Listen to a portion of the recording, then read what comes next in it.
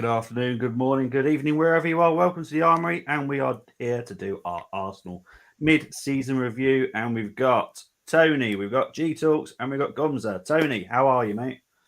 I'm good. I'm a bit disappointed that we've had to stop because it's the momentum thing, but it is what it is. Starting to get a little bit excited about the World Cup, but ask me again come Monday, and I'll let you know.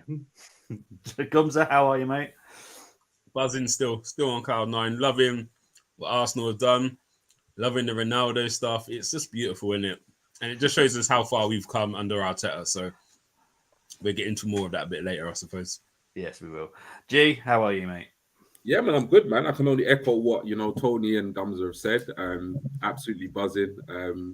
Missing Arsenal, I've got to admit. I am missing the Premier League just because obviously it's been a great start for us. But like Gumsa said, do you know what I mean? Loving all the stuff with Ronaldo. It's really nice for there to be a player club saga and us not be involved.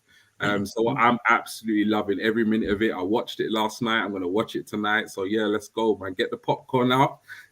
Keep me entertained before the World Cup kicks off. Right, before I start, because I've got loads of questions for you guys today. None of you knew about it, so none of you prepared for them. So that's always good. Apologise for the confusion. Obviously, it was meant to be today, but it was set up for yesterday. Big up to Luke. Hope you're doing well, and Colm as well. Smile on Arsenal's faces at last. Good to see. But yeah, he's just trying to wind me up. Right, I want to start very quickly, and it's going to be a quick answer. How would you rate our summer transfer window? Very quickly, out of 10, because it is important. It's important for the whole questions that I've got coming up. Are we answering from if it was the summer or when we look back on it now? We're looking back on it now. Okay. So we'll start with Tony. I'll give it a 7. I think there's still more we could have done, but what we've done was good. Good enough. Yep. Yeah. Gumsa? 6. Okay. Same users as Tony. Okay, fair enough. G? I'm going to go 6.5 then. Fair enough. And the thing is, right, you've all given those fantastic answers, and I think you're all right, because I gave a 6 in the Arsenal little bit that I talked to, and they all jumped to me saying, how are you saying it's a 6? How am I, give me a reason why it's a 10.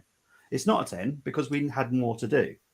And if we had more, if we did that more, I honestly do think we wouldn't have struggled against Southampton. We wouldn't have been beaten by United. We would have possibly won the league, gone through the League Cup. There's little bits that I think we could be like further ahead of City right now, which that's just my opinion anyway. So that's the first question. Now, this is August. So how would you rate? Oh, sorry, Gums, I'm taking you off by putting that. That's all right. I don't need to be how would you rate August? And now I'll take it off. So these are the results from August. So we got obviously started against Crystal Palace 1-2-0, beat Leicester 4-2 at home, Bournemouth 3-0 away, home 2-1 to Fulham, and then 2-1 against Aston Villa. So how would you rate that out of 10 for you guys? We'll start with GTalks this time though. I mean, at the time, I probably would have felt a little bit different. But, reflecting on the month itself and you look at those results, 5 wins out of 5, for me, it can only be a 10 out of 10. That's how you want to start the league. At the time, obviously, if you deep the performances, then you might look at it and score it differently. But now August has come and gone. You look back, you've got 5 wins out of 5. Some impressive, for me, victories against notably the likes of Palace and also Fulham. When you actually see, how good they've been against some other teams that are kind of challenging for the kind of top 6 spot. So for me, it's a 10 out of 10. 5 games, 5 wins, 15 points. Yep. Gumsa? Yeah, echo that. Definitely a 10. I remember doing the streams leading up to the season starting.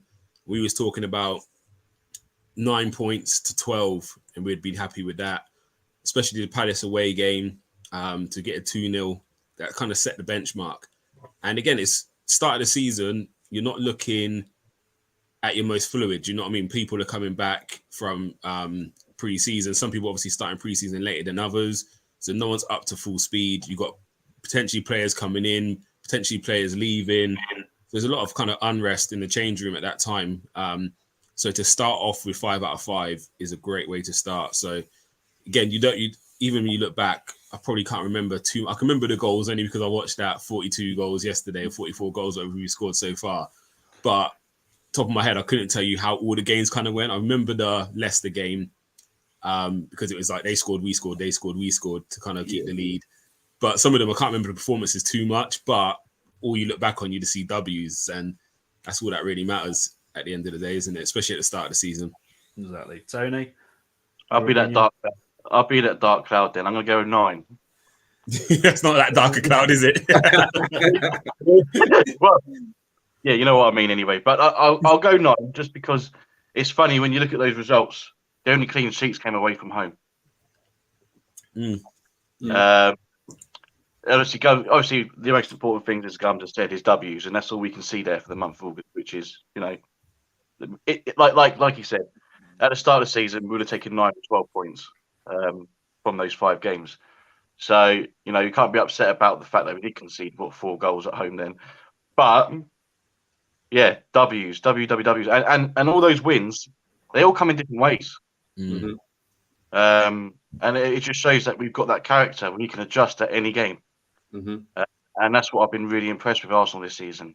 So, yeah, I'll give it a 9, just because of the goals we conceded at home. That's it. That's a valid point. Yeah, and Gumsa knows me. I'm going to give it a 9 due to the fact I love clean sheets. I don't like us conceding goals. It annoys me. But that's just me. I want to quickly get into the comments before we go into the next month. Let's have a quick look back here. Until Boxing Day, at least calm. Yes, we're happy until then. What a great... thank you, James. Big up to yourself as well. I have said that I think they may win the league this season. Said it a while ago now. Bobby won't say it though. No, I will not say it. I'm not going to say it until I think that we can actually win it. There's a lot to go, a lot to do still. Luke saying, I think this is the transfer window. 5 out of 10 for him. Didn't address all the issues we had from the previous season. Spot on. James even saying lots of work to do in January. 2 signings, in my opinion. Well, for me, it's probably 3. If we want to win the league, it's 3 now for me. I'm being very sturdy on that. I got a lot of shady looks when I predicted that I expect us to lose 5 games this season. Max, do we think that prediction will come true by the end of the season? Okay, that's a good question actually. So I'll pose that to you 3. I mean, how many have we lost so far? We've lost to United. Yeah. 14 games in, we've lost 1 game. I mean, I can understand and I can imagine when you originally said that, James.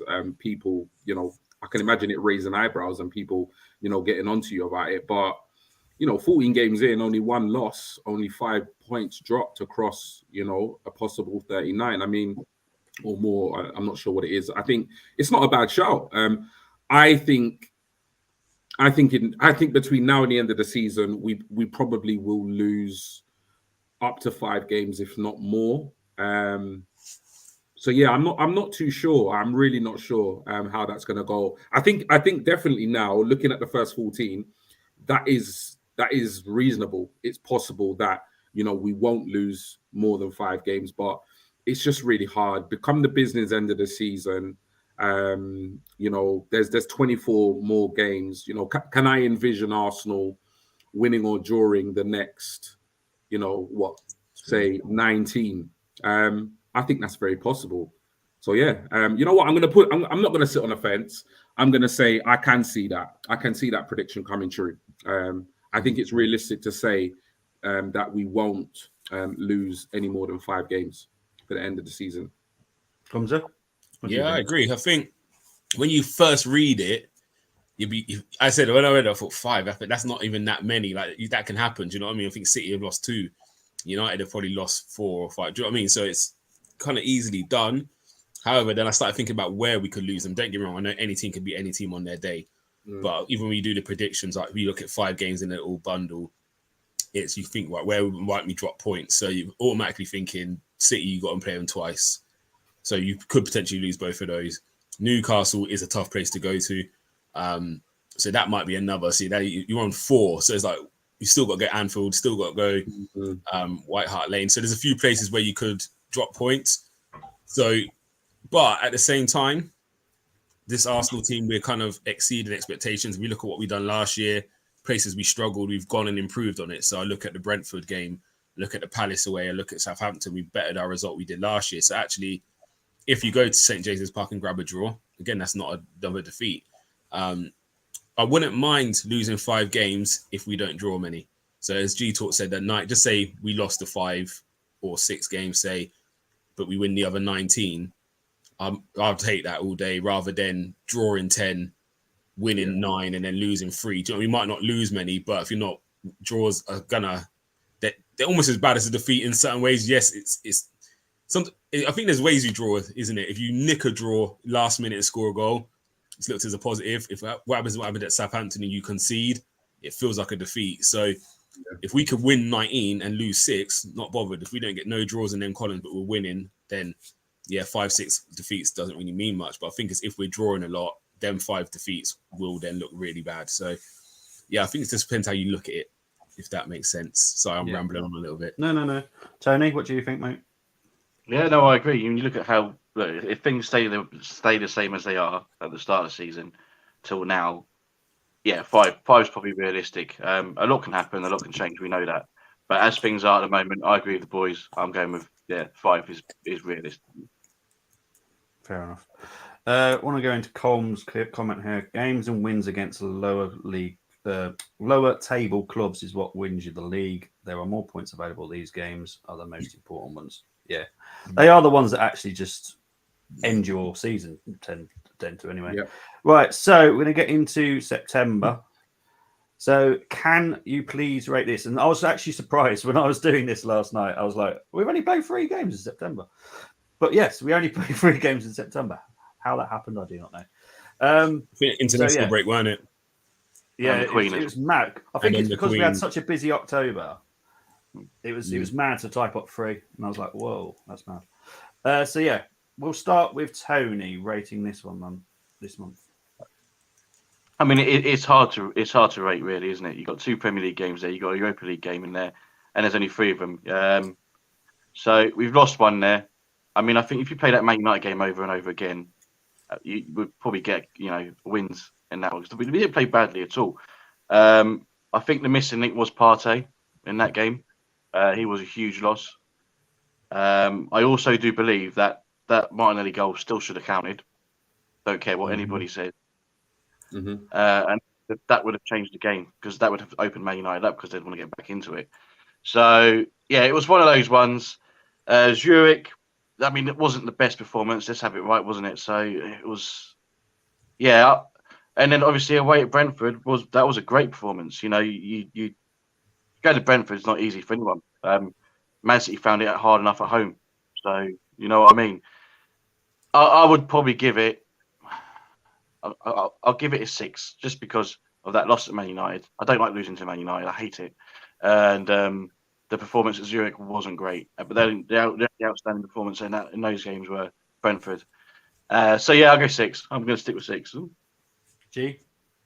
I'm going to go a bit higher and give it an 8. And the main reason why that is just because based on the performance at Old Trafford, more to do with the actual result. I think we can all agree that we were absolutely robbed based on the performance and the dominance from Arsenal. We should have won that game. So I think, when a lot of the time when you play a game and you lose, it's kind of the manner of the loss.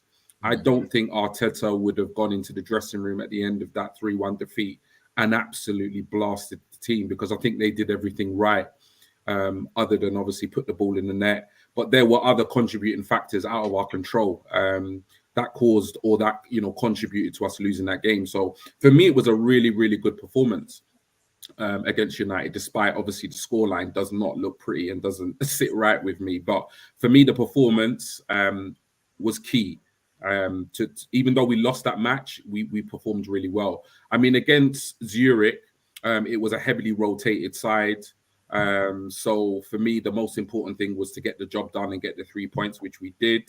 So with the Europa League games, I'm not massively looking at the performances because we know there's going to be a big drop off between our first team and our second string. So I think in the group stages, the most important thing is to just get the 3 points and just get through, as group winners. And for me, the 3-0 away win to Brentford was an exceptional result. Like it's up there with beating, one of the top 6 for me, because there are certain grounds and certain teams you go to away from home.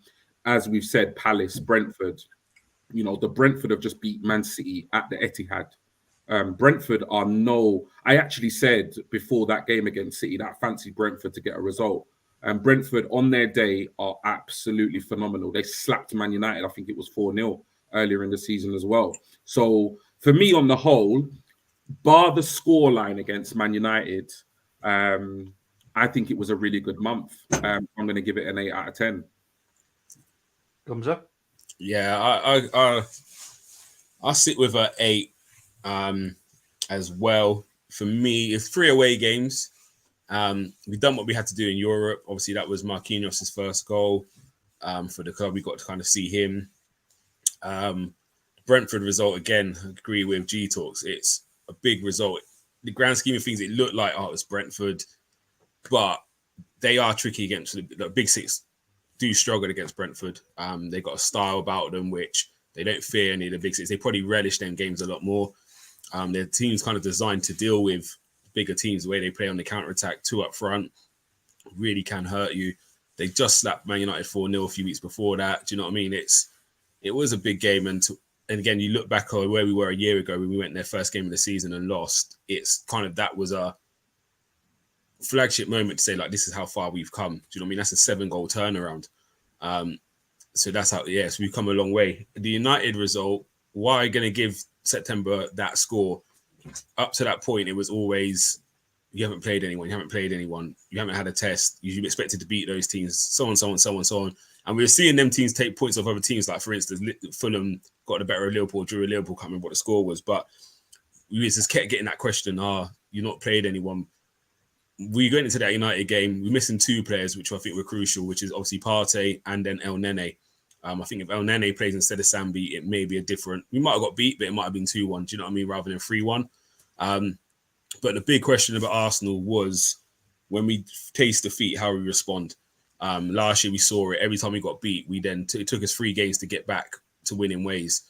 And for me, the most impressive thing was we got beat, we dusted ourselves down, and we kicked on again. And it was these little lessons I think we learned from last year. I mean, when we were getting beat last year, we would lose 3 games in a row.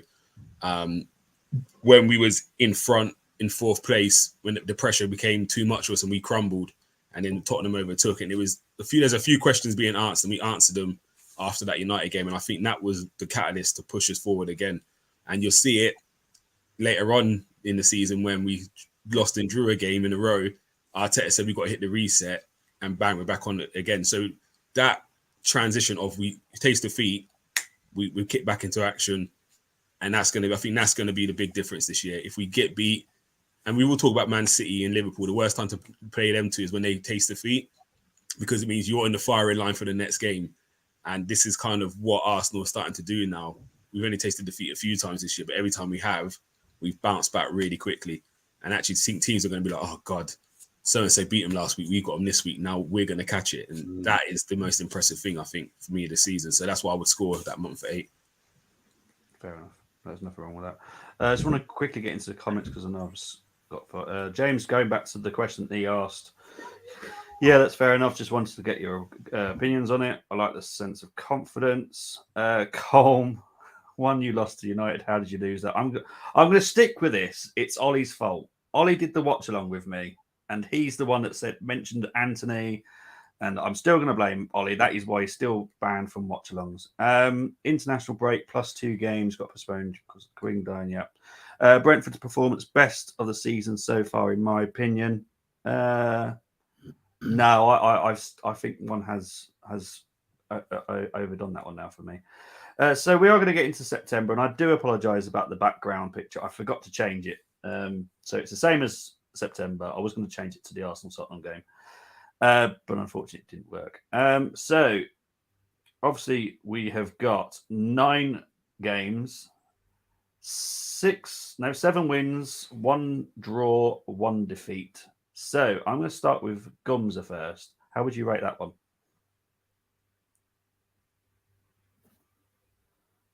Can you not hear me? Sorry, muted. Little one was screaming in the background. Oh, I'm giving that a 10.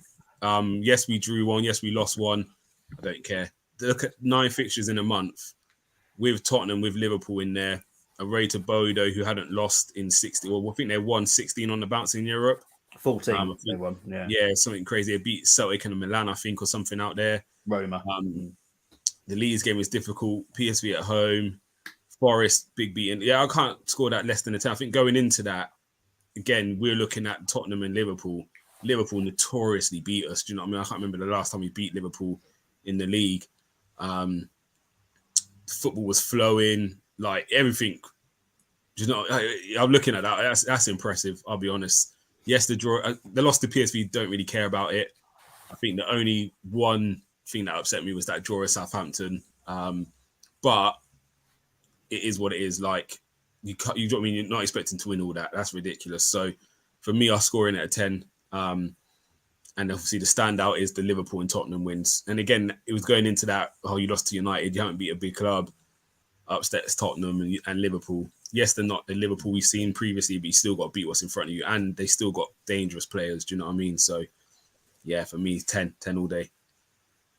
G? You know what? That is a really impressive month. I mean, when, sometimes it's, you forget the fixtures, don't you? And I know, before we got to this point, the narrative was, you're going to fall flat on your ass in October, because of the amount of games that you've got. And I think what that shows is that regardless of what our reservations are around our squad depth, I mean, 9 games in a month, and the only loss came against, PSV and a draw away to Southampton, which is a difficult place to go and get a result. I'm not going to give it a 10. I'm going to give it a 9.5 just to be extra. And that's only literally because I was really gutted about conceding against Southampton. The PSV result for me is just neither here nor there.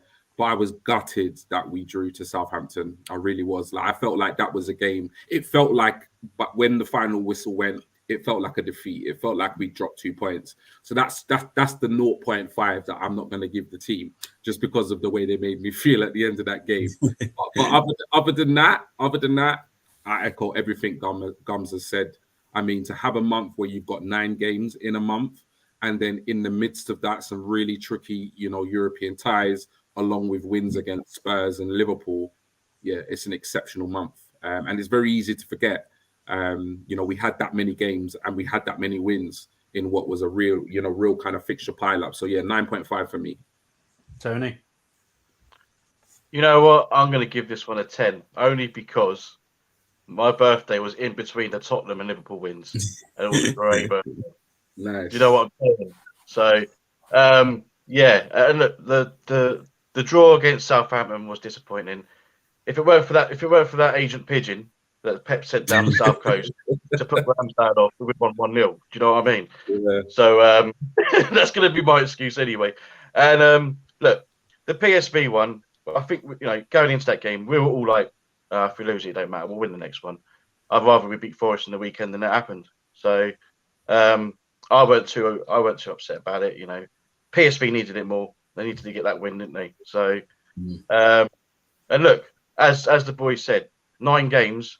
Look at all them W's. The W's against Liverpool. You know what I mean? It's that it can't get any better than that. Simple as. Yeah. Well, just quickly as well, Tony. You agree? Like as Silva was saying earlier, there's a couple of 1-0s there. We wasn't scoring too many, and it was almost that element of we're winning. We don't change what we're winning, so it does not change too much. But you can see we wasn't fluent. Then we hit the defeat, and it was like, we need to reset now because we can't keep trying to nick these games. And look what we did to Forest after. And this is what we're saying earlier about that being able to bounce back quickly. Like, it's not always going to be free-flowing, fluent. We're winning, not playing our best football. But once it came, okay, right, we got to defeat, hit the reset, and let's go again. And again, after the loss last time we won, I think, in the league 3-0, we've got face defeat again in the league 5-0. Like that's, again, it's that waking that beast, then it's like you're prodding the bear. Once someone beats us, you've prodded the bear now, and we're coming out for the next game and we're going to do something. So, yeah, poor Forest on the receiving end of that one. It's a very good point that Gumsa said. And if you look at the months that we've looked at, there is a trend of that, and that's what you want to see. You know, when you look at the United defeat, we went back to back beating Zurich, and obviously impressive win against Brentford. When you look at the loss to PSV, a huge. I mean, I was nervous going into the Forest game because I think prior to that week they'd beaten Liverpool. Yeah. So to actually, you know, absolutely just, you know, pump them 5-0, you know, in what was a dominant display. Again, you could see it there. And then even recently, you know I'm not going to jump ahead, but every single time we've, as Gumsa said, we've, you know, tasted defeat, we've come back, and we've the players and the club have responded in the way we wanted them to respond for years. You know what I mean? And that's the thing. You know, there will always be times when you drop points and you have disappointing results. But like Gumsa said so perfectly, it always seemed to take the wind out of us and take 2, 3, 4 fixtures for us to kind of get back to where we were. Whereas now we are literally just bouncing back. So yeah, no, it's all good, man. A really, really strong month. Okay. But then you look at those 1-0s, and were any of you at any point in those games when we were 1-0 up, was you ever concerned? Leeds game, I admit I was. Leeds game, my head was all over the place that game, man. That was horrible. But I wasn't even worried against Southampton, you know. But like I said, Pigeon. But again, you look at the Southampton in isolation. We got beat there last year. St. Mary's is notoriously our bogey ground. Yep. That place in Brighton and Palace, they're the 3 grounds where I don't expect anything from it half the time. No matter what form Southampton are in, we struggle with that. So at the end of the season, we look at that and say, actually, that's a 1-point gain on last season. Do you know what I mean? So take your positives where you take them. Okay. This is my rating for this one, because I have a slightly different opinion to it. I'm not saying you guys are wrong. I think we had a 5-game period where we were not playing well, but out of those 5 games, we still won 3. And that is the Bodo away. We were lucky there. But that game that was really tough against Bodo. Leeds, I've had to see that 3 times for work. We were lucky there. The PSV home, I think we could have probably got a few more, if I'm being perfectly honest. Southampton, we were very lucky. The PSV, that was for me the worst performance of the month. That frustrated me. As soon as Luke de Jong came on, no one picked him up. He just destroyed us. And it's Luke de Jong. Luke de Jong. that guy can't move. If it was Cody Gakpo coming on and he destroyed us, then I'll go, fair enough, it's Cody Gakpo. This is Luke de Jong. This guy can't move. And he destroyed us. But after that 5 period, then we go on and beat Forest 5-0, who literally just beat Liverpool. So for me, it's an 8, but that's still a high score, and I'm happy with that. 7 wins, I'm happy with that. But it's a 5-game period where we didn't actually draw all 5. We actually still won. So that's the George Graham era for me. So Tony's going to remember it. I don't know if G's old enough. I don't think Gums is old enough to remember George Graham eras. But that's the type of George Graham win we're going to get. We don't play well, but we're going to get the win. 1-0 to the Arsenal. And that's what we need. Just want to get up to some comments because I'm missing loads here. I do apologise, guys. Where did we get to? Colm's given us a 9 for that one. He went to play Leeds and Southampton, both our places to play it, beating 2 rivals in the title challenge, plus the bonus of the cup wins. Big up to Munzie. Hope you're doing well. Luke's saying here, Tony is like laces out from Ace Ventura with that pigeon. When you're playing us again, as that's a loss, right? He's just trying to wind me up. I was concerned during the 1-0 away wins away to Leeds, and they weren't great performances, and we have to be honest about they weren't. But the thing is, we do bounce back, and we, like I said, it was a 5-game period. I don't think we played well, but we still got 3 wins. So it's George Graham era. I'm happy with that. I still don't think unless you get results against the big teams away from home. Right. Thank you for that, Munzie. Appreciate that. we've beaten most of the big teams. That Man United result was a shock result. It happens in football. Yeah. Right. We are now going to move into November. We're going to start with you, Tony. How would you rate that one? Obviously, the loss is League Cup, just so everyone's aware. How would you rate that one? Yeah, no, I rate that. Look, because there's an L in there. It's 9.5. I know you like your 0.5s, Bobby. I hate them. Hate them. I know. That's why. But look. We got that important win against Zurich. I know it was only 1-0, but I think the boys had Chelsea on their minds as well. The whole Aubameyang thing as well. So and obviously it was more of a second stringer anyway. Obviously we smashed Chelsea 1-0 at the Bridge. Don't care what anyway. We smashed them. They didn't have a look in. It should have been more, but look, job done. And the loss against Brighton, I ain't going to look into that too much. You look at that team selection, you look at their Brightons, and you just knew that Arteta was like, well, this is one we can throw away because we've got other things to worry about. And I think most Arsenal fans were in agreement that, look, we'd like to stay in the Carabao Cup to give the youngsters a chance, but if we're out, so be it. And then obviously we haven't got that extra game just before Christmas, so we don't have to worry about that now. And then Wolves, look, I know we won there last season, but it's still tricky for anyone to go there. The new manager was there in the stands looking on. I felt that the players would want to perform in front of him, stake a claim for their places in the team, and we dealt with them well. There was a couple of hairy moments, but again, job done. 2-0. It was a professional win. That's what it was. So, yeah, I'll give it a 9.5. G. Yeah, for me it's a 9.5 simply because there is a loss. I just don't feel right giving a 10 to a month if there is a loss. Just me. I mean, yeah, the Zurich one, I'll breeze over. I mean, a 1-0 win, get the 3 points. I don't really look too much into the performances and the scoreline with the Europa League group stages. I just think the most important thing is getting the win. When you look at the Chelsea game, again, there was the narrative of, this is another statement game, another test for Arsenal. And other than, putting away all the chances we had, we absolutely dominated Chelsea. It was probably one of the most one-sided 1-0 wins you're going to see all season. So, absolute brilliant performance for me. I was disappointed with the defeat to Brighton. When I saw the lineup, it wasn't a very popular opinion, but I just said we're not going to win this game. People kind of criticized me, saying, you got a kind of defeatist attitude. I mean, I just look at Arteta and I look at his squad and I see how he's using his squad. And I think if he really had any kind of ambition to progress in this cup, he wouldn't have picked the side he did. That's just my opinion. I was disappointed with the performance. I was disappointed that we got knocked out just because I like to win games. And I do think the Carabao Cup was an opportunity to win a trophy, particularly now if you look back and reflect on the teams that have been knocked out. Having said that, with the squad we have right now, we don't have, for me, the capacity to compete on four fronts. So it is what it is. It was a defeat, but it was one that I got over pretty quickly, probably from the moment I saw the lineup, to be honest.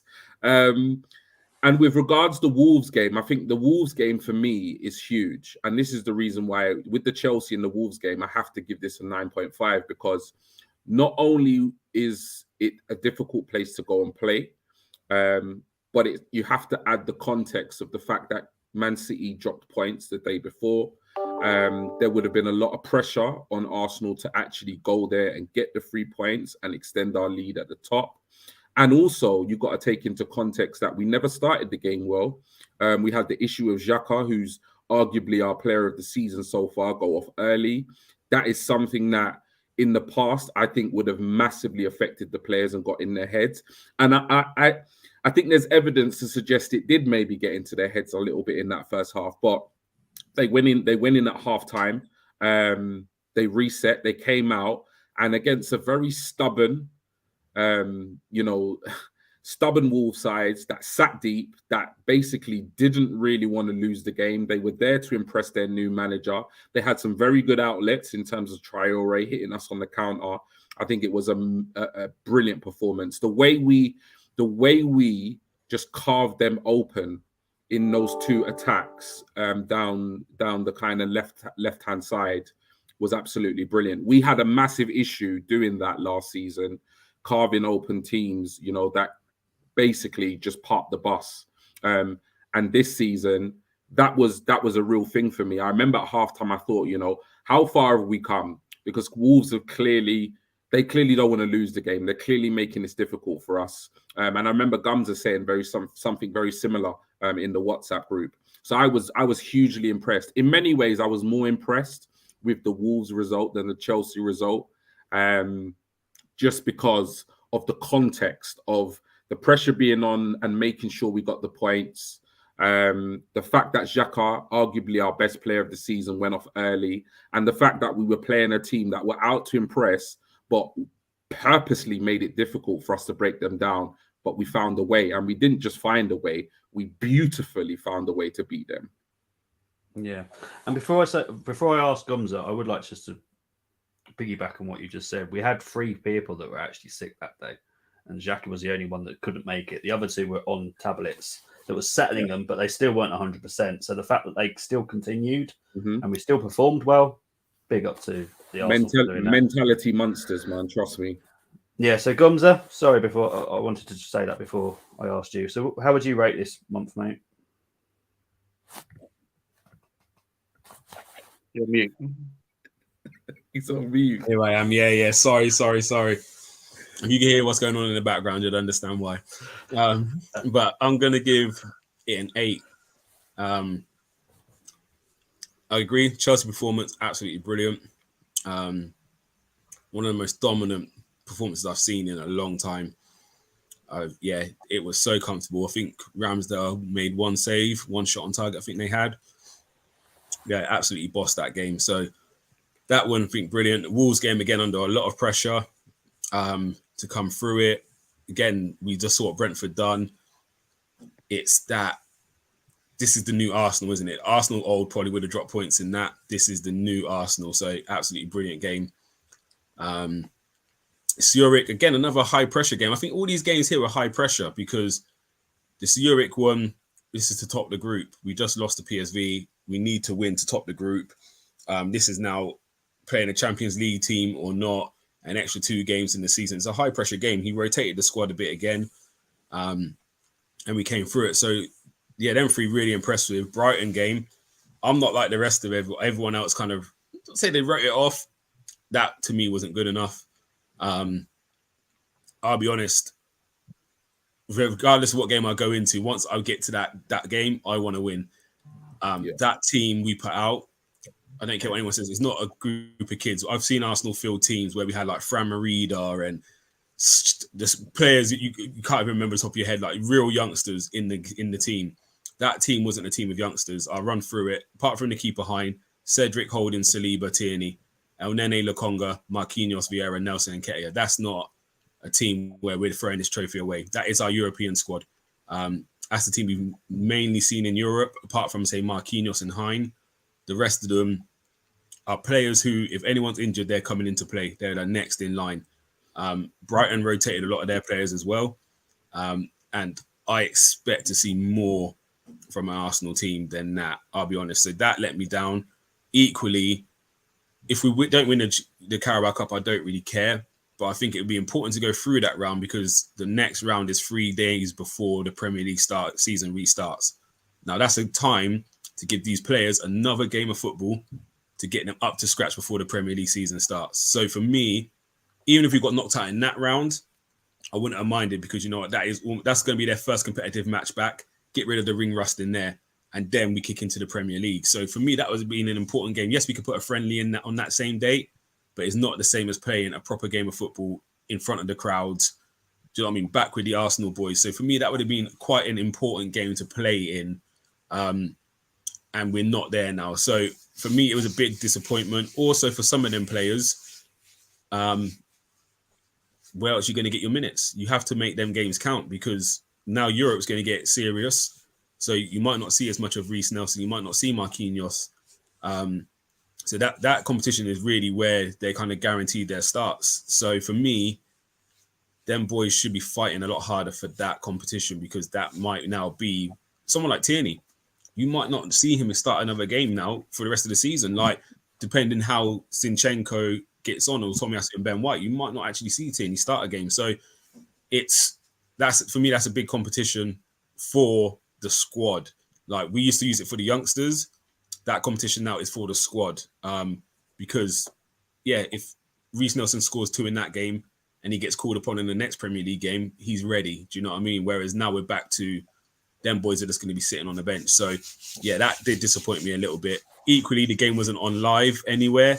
So that peed me off as well. I had a ticket for the game and I thought, I can't bother to drive London. I'll watch it at home. And then it weren't on. So, yeah, everything about that day was horrible. So, but apart from that, yeah, it's a good month again. Again, another high-pressure month. I think there was a lot of talk of if we can get through this, we get top of the league for Christmas. Yes, it's only a little... It's not a trophy, do you know what I mean? We're not going to be fooled to say we've won the league now to the top at Christmas, but it's just we keep hitting... We've done it on the channel so much. It's 3 games. Let's see where we are after 3 games. Right, the next 5 games, let's see how many points we got. Right, October, get through October. So it's just setting yourself markers. Can you keep hitting your marker? So no doubt, once we got into November, it would be, look, we've got 2 more games in the league. Can we stay top of the league until then? And we've hit another marker. So, yeah, for me, that was important. But that Brighton game did really wind me up a little bit. And knowing you got them to come in the league as well soon. So it wouldn't be very nice to just put one over them then. So now when they're coming back to the Emirates next game, it's like, oh, freaking hell, we got them. And now they've got all those players coming into the squad as well. So, yeah, that was a bit of an annoyance for me. If we knew it was Charlton next, they might put a bit more effort in. Tony saying about your comment about Man United, not away from home. Obviously, Luke comes back saying we beat Chelsea. Morning to DWTT. It's so hard to say that every time. Morning, Gary. You just got his name's Gary. Chelsea ain't a top. Oh, geez, Munzi, what are you doing? Saying that Chelsea aren't a top team. They are still a Big Six club. Yes, they are. Good afternoon, Brenny. Hope you're doing well. Good afternoon to CHB Mahuddin. I hope I've said that right. I do apologise. Yeah, please do hit the like button and subscribe, people. And good afternoon to Errol as well. So I've now got some questions for you guys. There's one person we haven't talked about who needs a rating. 10. 10. Hey? 10. How would you rate Mikel Arteta this season? Yeah. It's just 10 out of 10, man. Like, Gumsa said it loud and clear. Didn't even have to think. It's a 10 out of 10. I don't think any Arsenal fans would ever envision we would be top of the league 14 points. So, yeah, man, 10 out of 10, man, all the way. So, Gumsa, you're saying 10 as well? Yeah, just about piggyback off that. I think what we have to do as well is understand what we've achieved this season. Yeah. We're not top because everyone else is rubbish. So I remember a year Man United came second because everyone else was rubbish. We're top because we deserve to be top. This is City's highest points tally after 14 games. Yeah. And we're above that. And we've seen what City have done. Now, I'm not saying we're going to win the league because City are notorious second half of the season. They go on that 15-game run where they win back to back to back to back. So I'm not saying it's over. It's still in City's hand. If they beat us in their 2 games they play us, they're top. Do you know what I mean? If they win every game of the season, they win the league. So, but what we've achieved in those 14 games, again, the adversity, the winning games after we've been defeated, we've over-exceeded my expectations. So I never really judge things on league position sometimes. It's more about points. We've got a guest. What up? We've got a guest, special guest. So, yeah, I judge things on... You say hello? Hi. Yeah, no, take them. Go take this money. Go on then. Yeah, I judge things on points. Where we were last year, kind of to where we are now. What would them points give you in previous seasons? I think that's how you mark things sometimes because no one would expect Liverpool and Chelsea to drop off the way they have. However, Arsenal, marked against Arsenal, we're doing fantastically well. So for me, he gets a 10. Tony? Yeah, no. he gets a 10. People will probably mark him down for the changes he made during Man United, but he's learnt from that. And look, people got to remember he's still young and he's still learning on the job. And the fact that no one gave him a chance, not even some of us gave him a chance of reaching that where he is at the moment. So you've got to give a lot of credit to him. Obviously, the documentary helps us, see what Arteta is all about, and we're all loving what we're seeing. And a lot of people have swayed away from the Arteta out. There's some people still there, but that's just mainly agenda driven. I think that's more content creators more than anything else. But yeah, you can't fault what he's done. But I'm more interested in what you've got to say, because you seem to be giving him a lower than a 10. So Bobby, talk to me. I'm a 9. I have to be a 9 because I have to be honest with myself. You know how much I want to see some of these young kids given a chance, and that is my only problem with him. He doesn't give them a chance when there is options to give him a chance. Like I think it was what game was it we did? I think there was a game that I think it might have been Brighton, and the subs bench was so. I think it literally had 2 people that were from the youth. I'm like, that is the perfect opportunity to play some of these kids. These kids, if we want to do a Liverpool, like sell Solanke, sell Ibe for this amount of money, we have to play these kids in these games because no one's going to see them. No one's going to go to these academy games and watch and scout. They just don't. If you see them on TV and they start talking about them, like Keon Edwards or someone like that, or Zach Orr, who is one of my favourites, and Lino Sousa, going to be a fantastic left back, I guarantee it. But if you don't see them, their market value is not going to increase. It never will. So we are going to sell, like we sold Daniel Baddard last summer for £2 million. That kid is way better than £2 million. I guarantee it. And that's all we got for him. If we no, carry on. Go on. It's the only way that we can increase their market values. If we want to, I get what Bobby Brown was saying on a show that I did with him recently about maybe they're not good enough. That's fine. If they're not good enough, we still need to increase their market value like they did with Liverpool with Solanke and Ibe. They weren't good enough for Liverpool. They knew that, but they still got 20 odd million for them. We need to do that. That's the only way we're good, because we are not Man City and we're not Newcastle. We have to self-sustain ourselves. And the only way you can do that is increase the market values of these young kids. Sell them for 10, 15 million quid. We might be doing this with Trusty. He's having a fantastic season at Birmingham. He's 22, 23. We've bought him for like 3 or 4 million quid. I guarantee he's probably worth over 15 million quid now. Now, he may never get to the quality that we need because we're going to be pushing for the league title, but we're going to make a good profit. And that is what we're going to have to start doing now. So then we can spend big on the players coming in. Don't you think, though, the formula for me has changed from before? And I think it will come back because I know there's rules about how many players you can loan out. So I do hear what you're saying about making money on these players. But the guys you called Solanke, he already had his loans. So for me, there should be a process. So the players we see who are playing in the 23s now, most of them are under 18. So they're getting their 23 football early. The next step for them will be a loan. Then after that, they should be trying to push on the door for Arsenal. And if they don't make it, then they go. So we look at Reece Nelson. Yes, Reece Nelson had a few chances before. But actually, the most important thing for Reece was get that loan in. Because you might see, so what you're saying, Keon Edwards, he plays one game against Brighton. In that team, just say we take out Reece Nelson, put on Keon Edwards in there. He has a 5. What does that do for his rating? So sometimes I feel we have to, I do like what you're saying, Bobby. I do like seeing the young players in. But actually, sometimes leave them to develop there. The loan system was what's the most important thing for them players there. Get them out on loan. Now they're getting a season of first-team football away from the pressures of Arsenal because we've seen how the fan base is on a player. I look at Eddie Nketiah.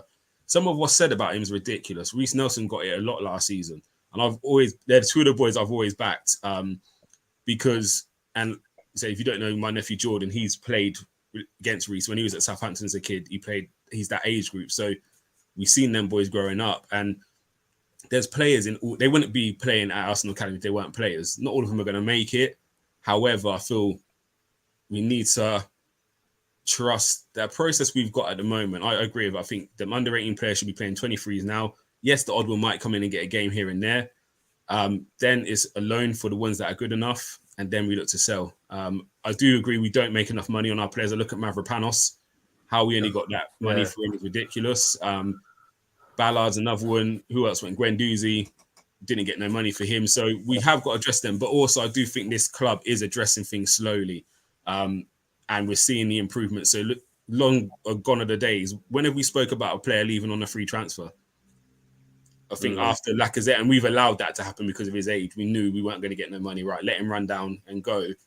But apart from that, look at this squad now. Everyone's got at least 2 years. Most people now going on 3, 4, 5 years left on their contract. So I think that was the first thing we had to sort out because we were losing too many players on a free. And like you're saying, yes, we resell Keon Edwards for 10 million. Yes, it helps, but it's not enough to bring in your next big player. Do you know what I mean? Like, if we now sell Reece Nelson for 30, 35, one of them big boys are going to have to go one day. So Saka, Martinelli, one of them will go, like, as much as I don't want to admit it. But if we're now talking 120 for Saka or 110 for Saliba, now we can reinvest heavily. And we have to kind of get into that mindset. So I do agree. If we could sell 10 youth players for 10 mil each, that's 100 mil. That's great money. Do you know what I mean? Now you can buy a big player. But at the same time, I think football's changed. Agents have a lot to say. A lot of these young boys here aren't signing contracts because they know if I run down the contract, I can get a move, get more wages somewhere else, or I can go where I want to go. Do you know what I mean? I might really want to go to Chelsea, but they don't want to spend 5 mil on me. So I've got to then go to Leeds or Brighton. Actually, if I let my contract run down, I can walk across the road to Chelsea. I'll probably earn an extra 10K on my contract a week. So it's the football is changing. Agents have a lot more say. I think players know their worth a lot more as well now. So none of them are really signing into like we used to see. So I do understand what you're saying with letting some of these youngsters play, but at the same time, imagine we did play them in Europe and then we qualified second. We'd all be kicking ourselves and going mad at Arteta because we now got an extra 2 games. We might have drawn Barcelona, or then we get knocked out of that. Now we've only got the Premier League to get top 4. Do you know what I mean? It's those kind of things he has to weigh up. I think if we're established top 4 every year, we're controlling things. Now we can say, right, we can give the youth more chance. But I think at this moment in time where we are, we have to kind of take care of business because winning breeds a culture. Do you know what I mean?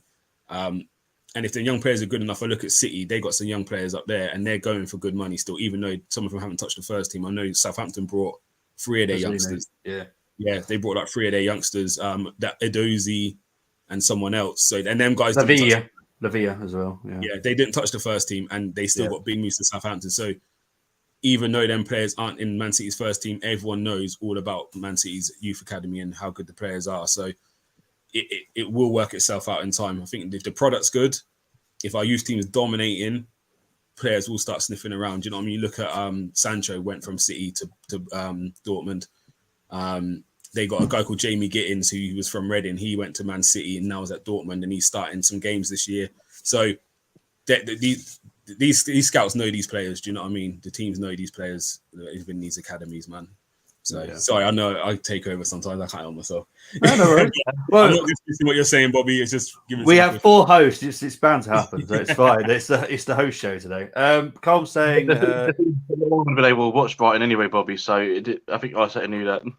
it's for me. It's just the way most of you know that I work within the football industry, and it's the one thing that I work on is for the future of football. And if I don't see some of these kids, it worries me personally that some of these clubs are going to just keep buying and buying. Well, how about you use some of your youth academies? Because I guarantee there's a couple in there. Zach Orr, I guarantee if any of you get a chance to watch him, he reminds me very much of Saliba. He is very talented. And Lino Sousa, we bought from West Brom. Obviously, I live in the West Midlands, so I know about Lino Sousa as well. He is very, very good. Norton Coffey, who's on loan at, is it Rotherham, I think? Yeah. When he comes back, I guarantee he'll be the backup right back next season. I guarantee it. And again, if you look at Balogun now, so Balogun might have stayed to play some of these one-off games. He might have got 5-6 games this season. That's not doing anything for his development, like what he's getting now at Reims. Like, it's a lot more important for them. Top ones, we're really going to push on for them to get out on loan and play their football somewhere else because it does mature them and they get that experience. Smith Rowe is the same thing. Wasn't it? Like, he needed that loan just to become just to mature. So, and weirdly, his loans weren't great. At Hoffenheim or Huddersfield, they weren't great. So I obviously watched a lot of Championship, and he wasn't that great at Huddersfield. Had a few good games, but when he came back to us, I hope something clicks for him in January when he comes back. Because if not, I do think he might be the one that leaves, sadly. As Colm was saying, not long ago we all wanted him out, so happy he has proven them wrong. And Luke saying, for me, I don't give 10 out of 10 unless I see perfection, or in player-rated terms, I see a perfect performance. Yeah. So I've got a quick couple of questions, and it's going to be very quick, so I want you to give me one name, and that's it. Who is your player of the season so far? We'll start with Tony. And don't say Holding. Granit Xhaka. Yes. G? Oh man, that's hard. It's tough. It's tough, but I'll just give him one. It's very hard. I'm gonna go Jesus. Okay. Gumsa? Saliba. Okay. Mine's actually Xhaka. So yeah, I'll stick with Tony with that. Okay, which player are you disappointed with? By the way. Which player are you disappointed with this season? We'll start with Gumsa first. Oh Jesus. This is a hard one. I'll say Sambi Lokonga. Yep. G? Sambi. Yeah, I think we might be going 100% here. Tony? Yeah, I think we'll have to go across the board. Yeah, it is. Sorry, Sambi. It is Sambi Lokonga. Mm-hmm. What is your quick one grid reason why it is Sambi for you? So we'll start with Gumsa. What's your reason? His role is squad player.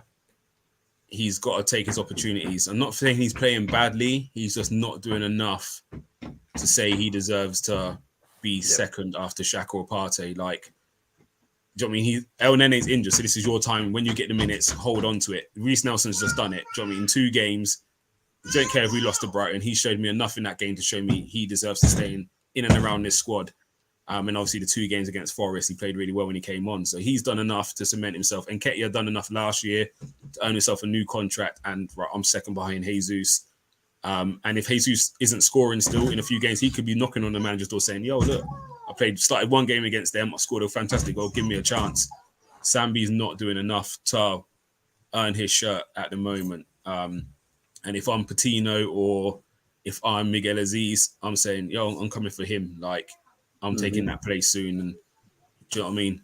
He's got to just do a little bit more to keep his position. Fair enough. Jay? I think Gumsa hit the nail on the head. Echo everything he said. I mean, Sambi is in the squad. I think to put a little bit of context, I think he has somewhat, been forced to play out of position at times, playing in that number 6. I don't think that naturally is his game. However, even when he's been in a position to play the number 8, I've not seen enough, for me to say,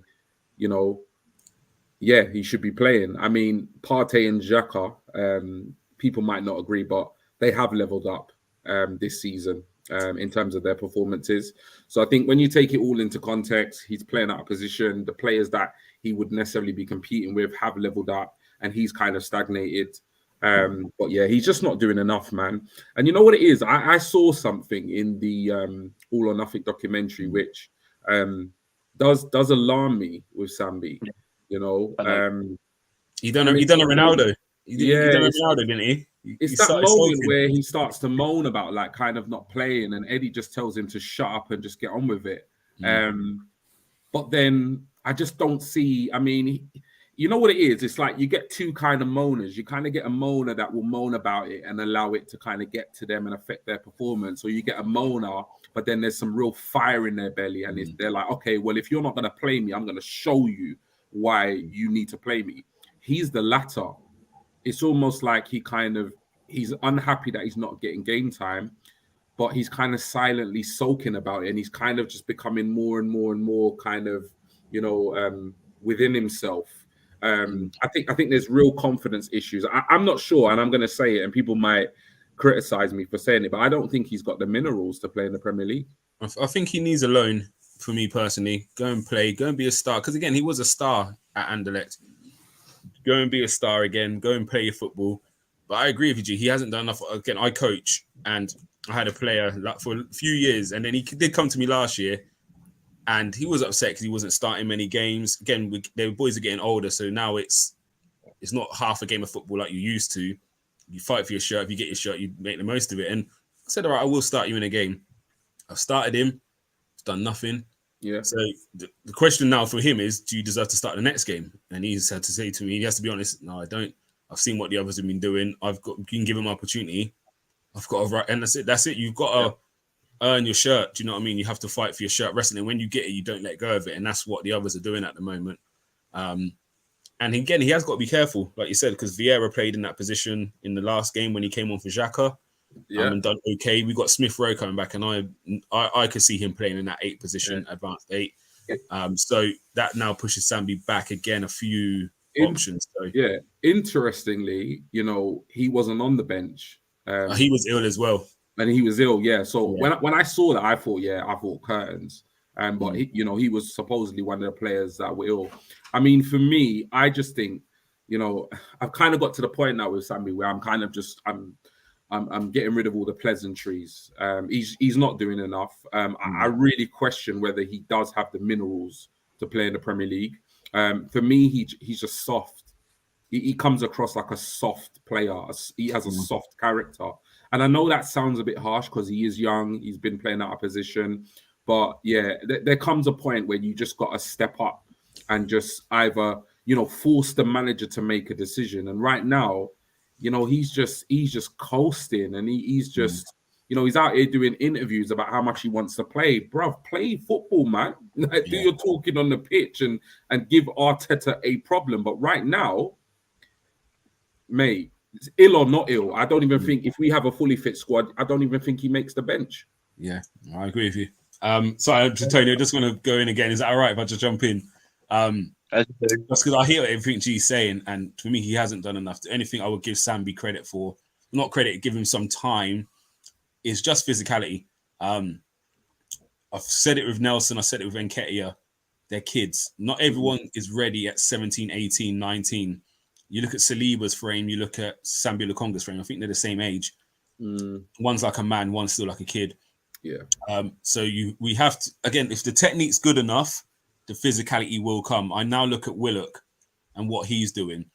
I speaking to Jordan the other day, I used the comparison. The goal he scored against Southampton the other day, Willock 2 years ago doesn't score that because Maitland-Niles was always faster than Willock. Like, always. Do you know what I mean? Maitland-Niles is raps. And through ball's gone through, and Willock's now got the pace to just stay with. Do you know what I mean? He stayed in front of Maitland-Niles. He couldn't catch him. And it's just a difference in physicality. I watched Reece Nelson start to move now, and he's able to blow people away. Like 2 years ago when he was here in pre-season, he was getting half a yard on players and just couldn't get away from them. He couldn't accelerate. He just didn't have that power yet. So, and then Nketiah's the same. You're watching Nketiah run now. They're moving, and that's just man strength, isn't it? That's their bodies now finally developed. So that's the only thing I will give Lukonga a bit of patience, because in a year's time, and what might be stopping him is he probably knows I can't run past you right now. I haven't got the strength to burst past you. If you put your arm across me, I've got nowhere to go. So actually, I'm just going to play it safe and just move the ball. So I think we may see a different player in a year or two where he picks up the ball and he can just go past people. A bit like how Partey runs past people. Like, that's just because he's a man. Do you know what I mean? Whereas Lukonga, I look at his frame, he's very, very slight, isn't he? So that's the only... And again, you can see he is good. He keeps things ticking. He's comfortable on the ball. But what Partey's got is, you give it to me, I can hold you off. If I turn and get goal side of you, you're not stopping me. And I can play football. So Partey's got all three elements, whereas Sambi doesn't have that power side yet. So he's quite limited to what he can do when he receives the ball. And again, youth level, you probably put him at youth level. Same as Nketiah, youth level, Nketiah scores for fun. Because physically, I'm a match with you lot now. So my brain and technique's better. Physical, I'm physical, whereas I play against a Prem defender, physically they're better than me, so I have to work on other things, so I lose an element of my game. So for me, it's just time, but for me, he would go out on loan in January and just let him go and play football somewhere. There's no point in him backing up behind Smith Rowe, Vieira and El Nene. Like, it's just going to be a waste of time for him. So for me, yeah, he needs to go out and just get some football, and we're seeing it with Nuno Tavares now. Do you know what I mean? So I agree with what you're saying about Sambi. He's upset me because you've seen the promise. You've seen him pre-season. We saw him early last season. I feel like there is a player in there, and I think he does. Like you said, G, I think he needs to toughen up. Yeah, because maybe a loan to a I don't know, a top Championship team might be good for him. I don't know, or a lower Premier League team, just so it toughens him up a bit, gets more games under his belt. I felt that the Zurich game was made for him, and that really disappointed me. The last Zurich game, because obviously Xhaka was off suspended, so he had the opportunity to play in that role, and he didn't take it. He didn't take it at all. But and the Brighton game, because he played El Nene, didn't he, behind him? Yeah, exactly. I can see that there's promise in there, but I got to question his attitude. Like you said, we saw in the documentary how he was moaning to Eddie, and Eddie's like, shut up. But I think we do send him out on loan, send him to maybe like a Championship team just to toughen him up a bit, or sell him on, because I just don't think, like G says, does he actually have the minerals to play in this league? I don't know, but I would like to see him go on loan just to see, as long as he does play as well, if there is that promise that I think is in there. So I think for the. I would just call two names. Sorry, Bobby. I'm just going to call two names because I couldn't believe their age when I found out, and that's Dewsbury Hall and James Maddison. Not James Maddison, sorry, Harvey Barnes. So I look at them two players. I'm like, I like these two players. They're like 2021. They're firing, blah, blah, blah. And then someone said, no, they're 24s, 25s. And I'm like, pardon? Like, but again, they didn't break through to their 23. Do you know what I mean? So wherever they was doing their development, they was doing it away from the spotlight. They've not come into the Leicester team and they're firing. And it's, you know what I mean? For me, they look like young players because I hadn't heard of them until last season. So that's my thing. We obviously got this microscope on some of these players. So actually, some of them developed later than others. Do you know what I mean? I think Tottenham have got, is it Ollie Skip? He's, do you know what I mean, 22 or something like that. And Winks is quite old, isn't he? Like, so some of these players 26. Will just come through a bit later. Like, not everyone's destined at 21 to be Bukayo Saka. Do you know what I mean? Some of them will come through at 23, 24. I look at Sidwell, Harper, those boys. Obviously, I'm from Reading. So them guys, their career kicked on at a certain age. So sometimes we do just have to wait for the development. And we don't want a Gnabry situation. Do you know what I mean? When you look back now, you think, Jesus Christ, we had him in our ranks. I look at Benacer, what's his name?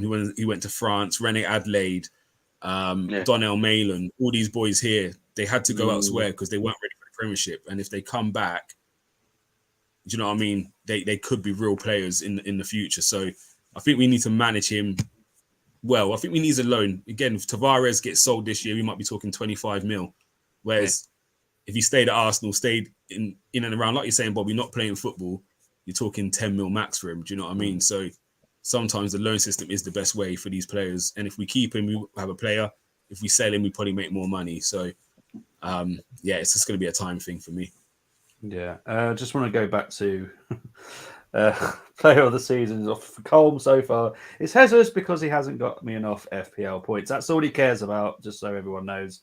Luke agrees with you. G talks about Lokonga, and Lokonga is 23, so pretty much in his physical peak. He's not going to get any faster. I've heard biological age is different. Yeah, I've heard on the grapevine if all the pieces come together in January, he'll be on loan this January. So we'll have to wait and see. Yeah, but talking just January, to let you know, sorry, there's a physical age and a biological age. My son, he was at academy when he was younger. He was 12 with a biological age of 9 years old. Where there was 10-year-olds who had a biological age of 13. It's an uneven playing field. So if you go to academy systems, they let players play down if their biological age is younger. Jesse Lingard's famous for it. He played down sometimes 2 years, and then he's matured into the player you see now. So, yeah, it's your body's your body. Do you know what I mean? Everyone's grows differently. I've seen boys at 12 years old with beards bigger than me. Do you know what I mean? 6 foot something. So their bodies just matures faster. And then they hit a point and their development just completely stops. And then smaller players catch up with them and go past them. So it's just time. Yeah. So on this one, I want you to say the number of how many signings you think we sign. Tony, January transfer window. How many do you think we'll sign? I think we get 2. We should get 3, but I think we'll get 2. Positions? Cover for Partey. Yeah. A winger. Okay. G? Yeah, two positions, and exactly what Tony said, a winger and cover for Partey. Gumsa? 2. Defensive midfielder, so Partey cover, and winger/striker. I would like to see personally. Well, I'm going to say 3 because I've heard 3. So I'm going to stick with 3. We'll see if that happens. And the last question, and it's going to be an interesting one. Do you think we can do it? And we all know why. And I'm not going to say it because someone's going to clip me saying it. So I'm not going to say it, but you know what I'm on about. Tony, do you think we can do it? We can do it. G? Keyword. Yeah, definitely. I think we can do it. Because the question is, do we think we can do it? So is it a possibility? 100% it's a possibility. So yeah, we can win the league. Gumsa? Yeah, we can make top 4. We can do it. That was my ambition at the start. I'm not moving from that. No, That's the thing, though. None of us actually said it. So G said it. G said it. He said we can win the league. That's it. Yeah, we can win the league. Like, of course we can win the league. You know what it is, yeah? It's like there's a difference between can we win the league and will we win the league? There's a massive difference, like huge difference. Right now, like at the end of the day, Spurs can win the league. Well, they can't, but yeah, technically they can win the league. That's going to get clipped. That's going to get clipped, I know it. Mathematically, there are so many teams that are still within a chance of winning the league. Like, yes. And this is the thing about this whole thing. It's like Manchester City are second, they're favourites. Chances are they're going to go on this crazy run and they're going to win the league. Like, and if I was a Manchester City fan, I would confidently sit here and say 5 points with 24 games to go. Yeah, I'd say Man City are still going to win the league. But the question is, do we think we can do it? Of course we can do it. Like, I don't see why not. Like, after 14 games, you put it into context. Man City's, best ever start to a Premier League title. We've got a good defense. We're scoring goals. We're in great form. A lot will depend on, obviously, consistency, injuries, transfer window. But is it possible? Is it possible? Of course it's possible. Leicester City won the league, for goodness sake. So, of course, Arsenal can win the league. Simple, man. They can clip it. They can do what they want. Like, you know what I mean? I don't really care, man. At the end of the day, Arsenal can win the league. Will we win the league is a completely different question. And I would never commit to that. And even when I was younger and Arsenal had a far more superior team than they do now, I very rarely said at the beginning of the league that we would go on to win it. I would say, look, we're going to be there or thereabouts. Let's see what happens. So, yeah, we can win the league. 100% we can. Okay. Carl saying that we're going to make one signing. It'll be Harry Maguire. And you can play at front as well, can't he? Yeah. I'm not doing that, Colm. I love you to bits, mate. And I know you're going to join me in a couple of days on this watch along, but I'm not saying it. I'm not reading it. I'm not getting tricked by you or Adam to get clipped to say something that I'm not going to say until March, April time, which I think that's a reasonable time to go if we think we can do it, March. The thing that annoys me about Arsenal fans is when they say, oh, this can happen, that can happen. It can happen to everybody else. It can happen to City. Well, you know what it is? It's like they want us to all say we're going to win the league because they want to be there with the chance that it all falls apart and they can be there with receipts and snippets and saying, ha, look at you. What they don't realize is that, the vast majority of Arsenal fans are far more rational and have a lot more common sense than Spurs fans. We're not sitting here saying, we're going to win the Champions League, we're going to win the Premier League, because it's absolutely delusional or high as a kite to actually believe that. Do you know what I mean? The issue is right now, and I'm going to speak for the whole panel, I'm going to speak for all Arsenal fans. Our target this season was to finish top 4. That is still the target for all Arsenal fans. Obviously, we've started the league well. Is it possible, if we continue the way we started, for us to win the league? Of course it's possible. But stop trying to get us to commit to winning the league. Focus on your own team, where you are in your position, and then we just move on and we see what happens come, April, May next year, man. It's very petty, man. It's very petty because all the other narratives are now over in terms of, how we were going to start. We haven't played a good team. We're celebrating too much. we can't score goals, this, that, and the other. Because all those narratives, we're slowly chipping away at them and putting them to bed.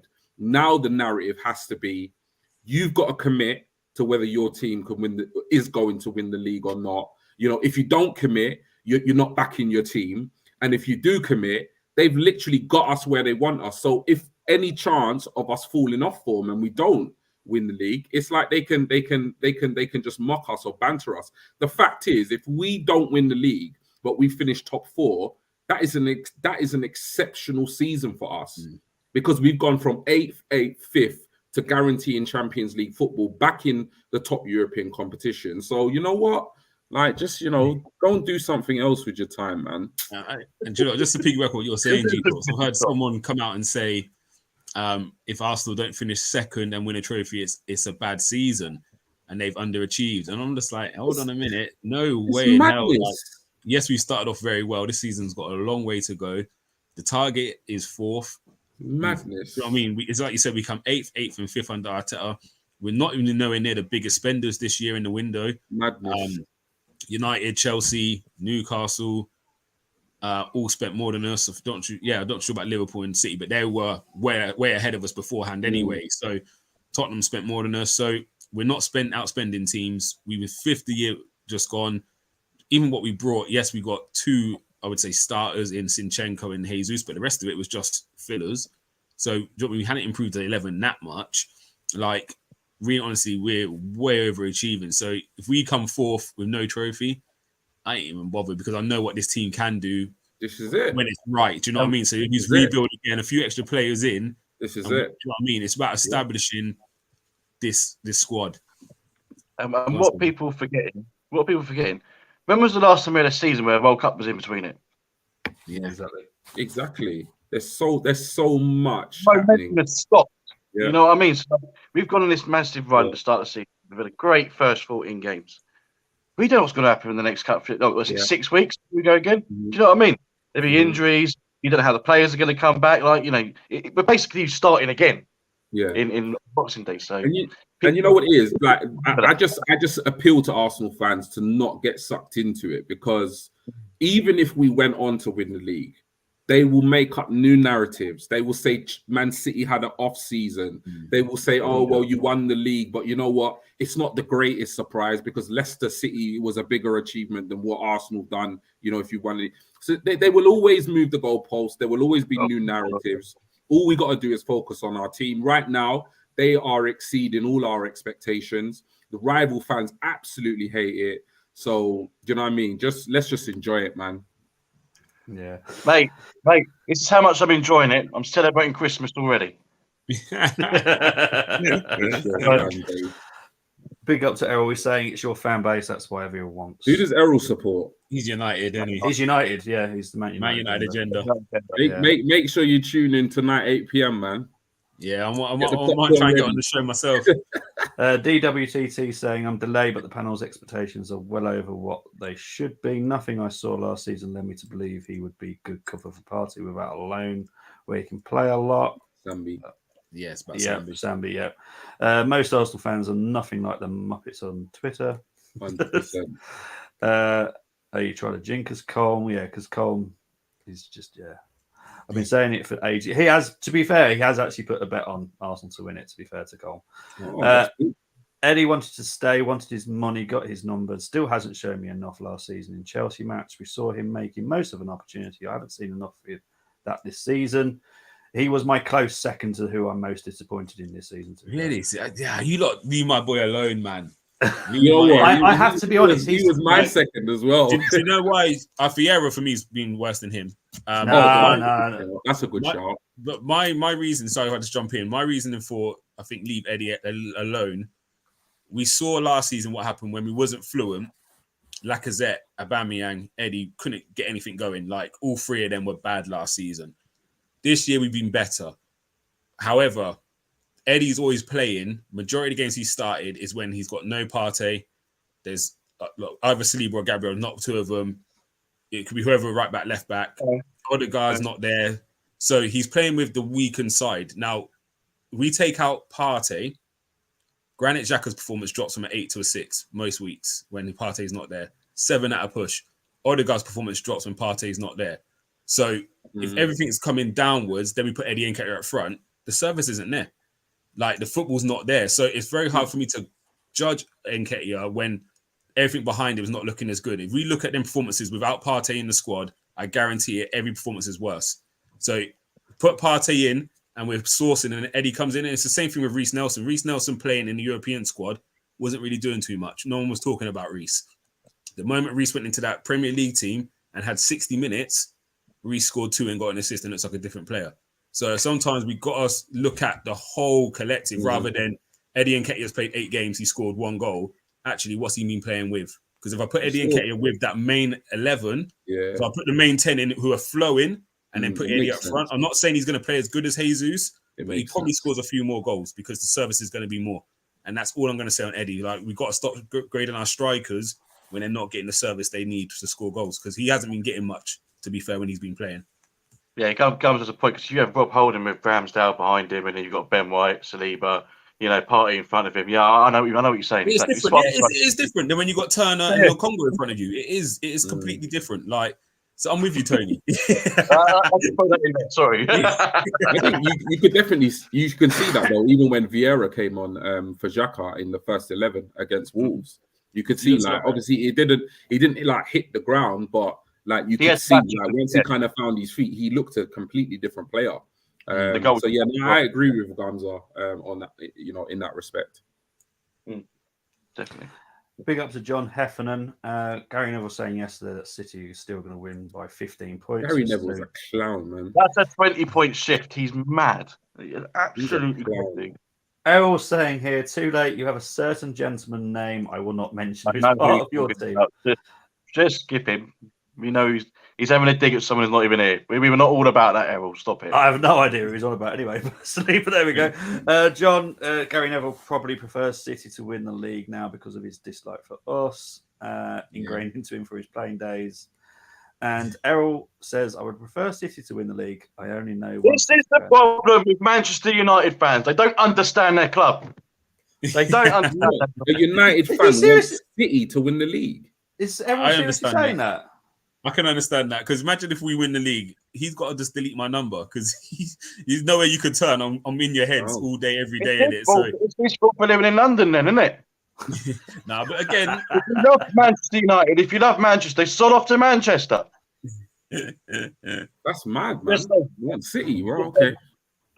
United fans don't understand their club. That's all I'm saying. I hear you. But would you rather Chelsea or Liverpool win a league or cup? I'd actually rather Chelsea. I hate Liverpool fans. I can't stand them. So that's I think that's his reasoning. It's because I'd rather Liverpool. Would you? I hate the fans, but we're the best team in London. We're the best team in London. I hate it. Trophies. I can't. And I'm loving every minute of this at the moment as well. So I was born and raised in London. I'm that's just the way it is. I understand my club.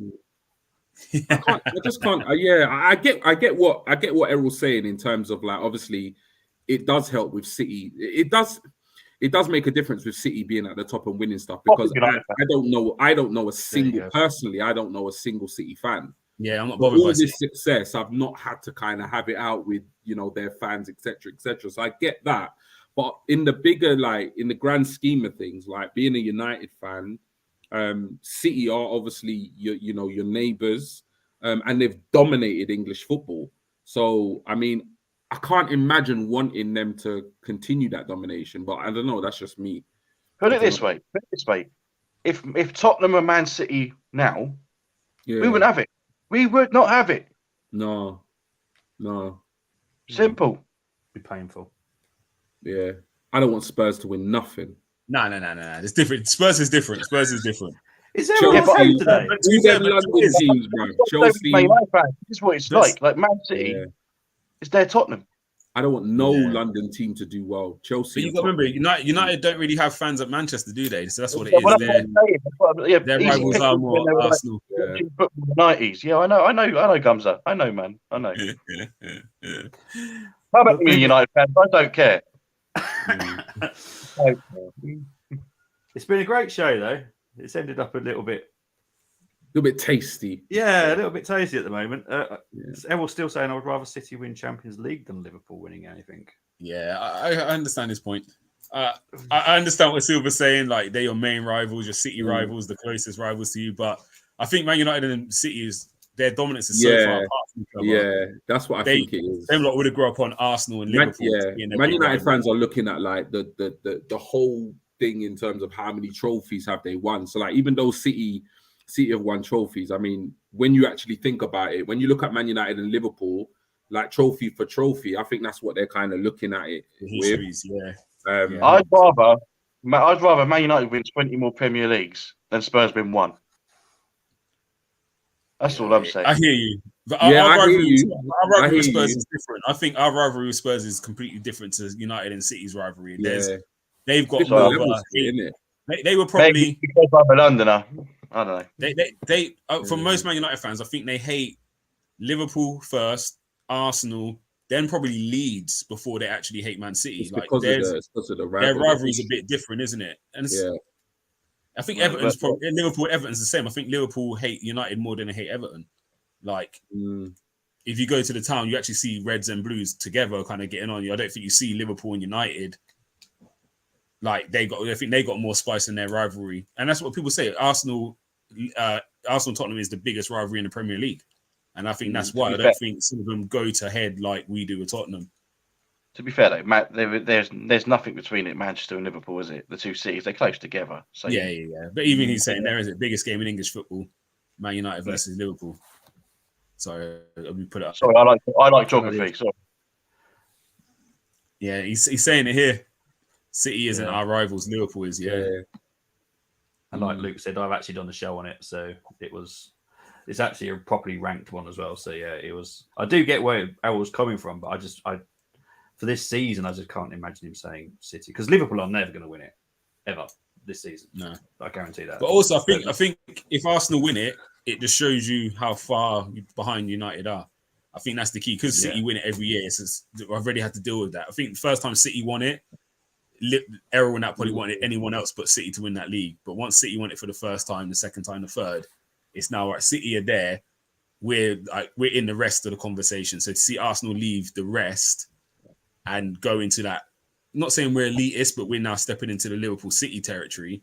It's actually, are we leaving United behind? And I think that's probably why they want Arsenal to come back because it's where you've left us. Do you know what I mean? We was above you last year for the last 3 or 4 years. We've been above you, and all of a sudden you've overtaken us. The structure of your squad looks better. You've got a younger average age than us. Like if we get this right, we could be up there for the next 3-4 years. Do you know what I mean? And only improving every year.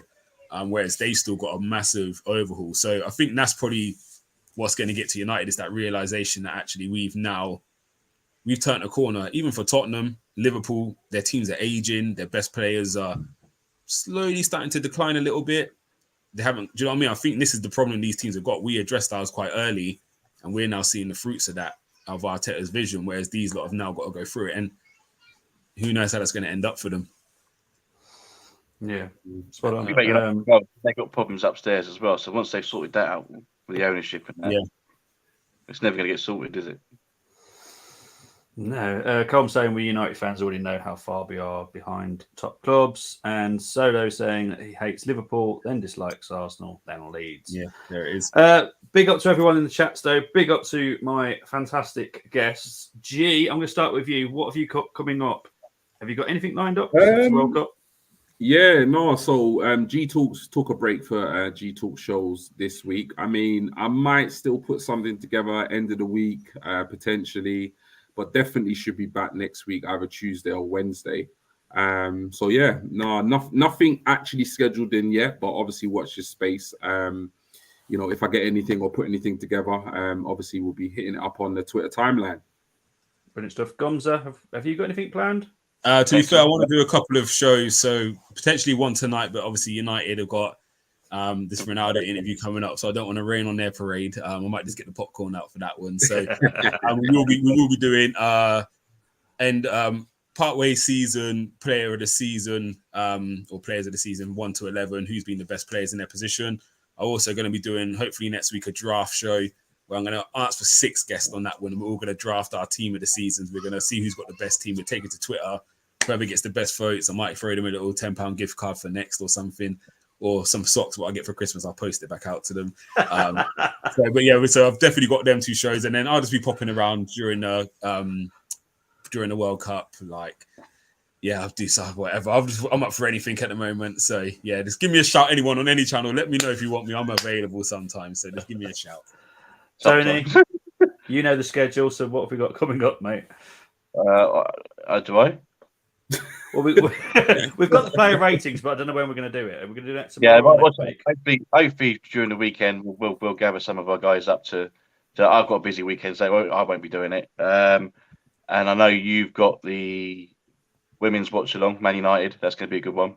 Yeah, on Saturday, 5:30 kickoff. Arsenal women at home. All I say is just follow the Armoury on Twitter and all that, and you'll be in the know of what's coming up and whatnot. Especially follow G, because G is on it. Yeah. Is sorry, Bobby, are both Arsenal and United women still unbeaten, or is that changed now since the last time I saw it? Still unbeaten. Yeah, both unbeaten.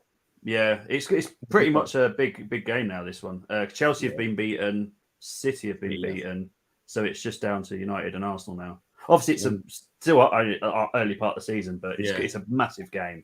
Massive. I can't wait for it. Actually, it's one of the most exciting games of the season for me. Mainly because I did a WSL preview at the beginning of the season. I did say watch out for United being a title push this season, and so far they have started to what I've said they would. Because I felt City might fall back, and I thought Chelsea might fall back a little bit. Arsenal, because we got Lina Hurtig now, I felt that front four: Miedemeier, Mead, Baxlenius, and Lina Hurtig. Do you know what's great about the women's team as well? Is every time I see the score sheet, there's always someone different scoring. It's great. Yeah, Jonas has really got us upset really well this season. I think Arsenal women will win the league. Okay, so you can't clip that and make that into something else. They will edit it. They will edit it and make it look like how they want it. Well, tough. It's not going to happen. But guys, I really appreciate everyone coming on. It's been a great show. It's been an hour and a half somehow. But we will see you all very soon. And as Tony says, hit the notification bell and like and subscribe. And we'll see you all later. Take care, everyone. Bye-bye. Christmas. Peace.